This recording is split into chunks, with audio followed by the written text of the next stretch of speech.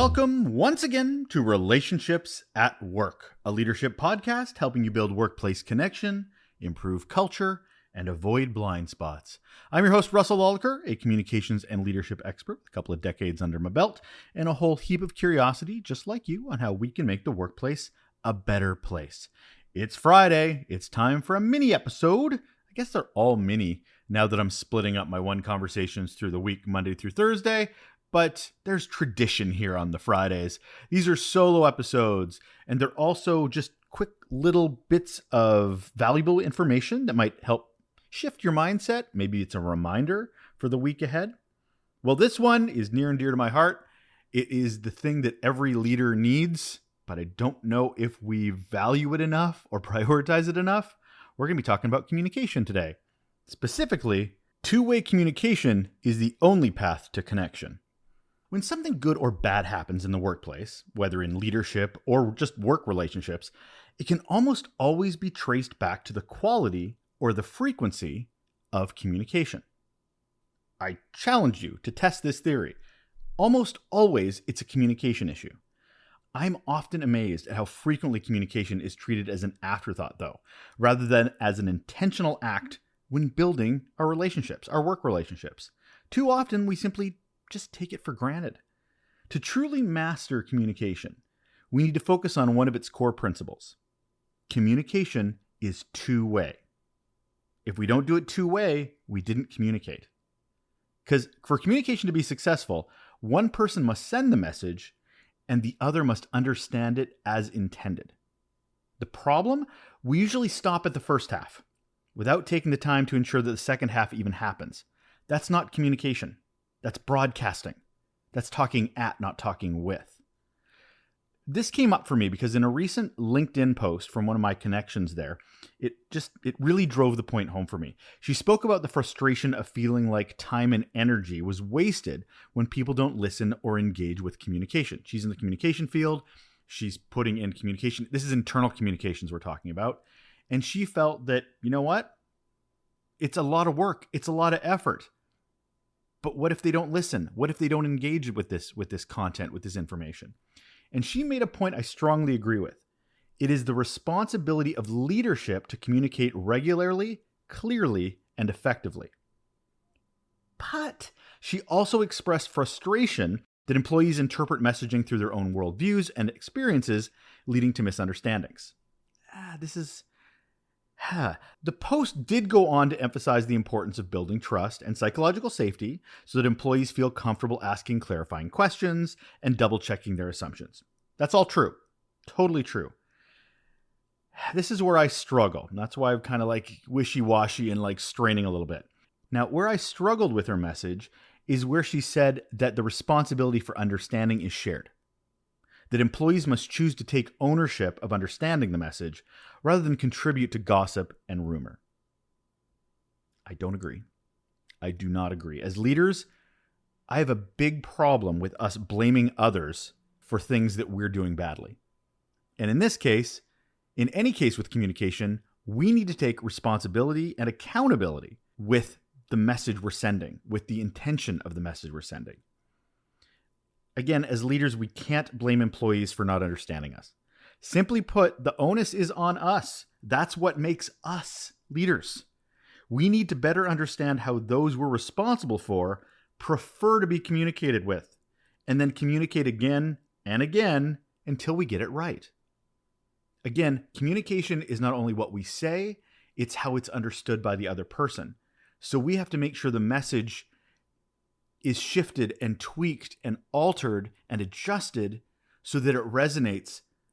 But that means we have to understand their worldview. We have to understand their experiences. So we have to understand how they would misunderstand it. Leaders don't blame others for their inability to connect. They try different approaches. They seek to understand what's not working. And then, as I said, they try again and again. So for this episode, I want to ask the question, what we as leaders need to do to connect with employees so that they consume and understand our communication. I have a few suggestions for you. The first is you have to make it relevant to them. Employees tune out communication that doesn't feel useful or applicable. So we as leaders need to tie the messages back to what employees actually care about, which is usually their roles, challenges, goals. We need to answer what's in it for me before employees have to ask that question. And we have to speak their language. So get rid of corporate speak and jargon and talk like a human talking to another human. The second thing we could do is make it easy to consume.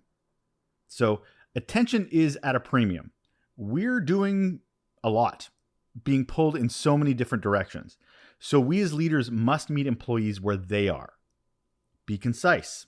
So we have to be short, clear, and to the point. Don't waste time. They don't have a lot of it. Neither do we, to be honest with it. So I never understood leaders that write these really long emails or get their communications team to write really long emails when nobody has the time to read those things. Short, clear, to the point. Also, deliver it through channels that employees already use. Don't make assumptions. If they don't use email, why are you using email? There's other things like Slack, Teams, during stand-ups, town halls. Maybe email is the best way to reach them and we just write really bad emails. So maybe it's just using those channels better. And maybe think about mixing up and varying the formats too. Text, video, audio, visuals. That way employees can engage how they prefer. And last, and this is challenging because we need to understand our audience before we can do this, make it interesting. Employees ignore boring or overly cookie-cutter communication. So avoid those boilerplates, avoid those overly formatted communication, because people just glaze over because, I've seen this before, I don't need to read this again. So we as leaders, we should personalize when it's possible. Because again, people pay attention when messages feel direct. Use stories. Stories are super important when it comes to connection. Use real life examples and try to fill it with some emotion, some tone to create connection. And last, when making it interesting, try to make communication interactive rather than just top down, or as I said at the top, at people. Work to make it two-way. The source of the communication, us, the leadership, we're the ones responsible. And that source, us, is also accountable to whether the communication is connecting with its audience. We can never say they don't get it. We need to be asking, how can I better communicate so they do get it? The only one we have to blame is with ourselves. And that's the only way good leadership would want it to be anyway.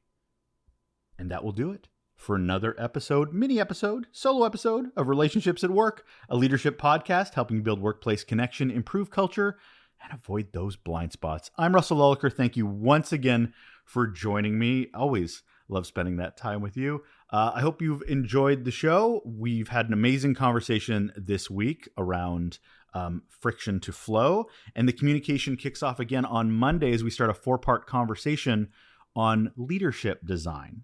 That's right. We're going to be talking to Georgie Enthoven, who is going to help us understand where we need to balance impact and income when we design our own leadership and make it worth it for us and for the organization. I hope you join me for the conversation, kicking it off on Monday. And we're going to leave it there and talk to you again then. Take care.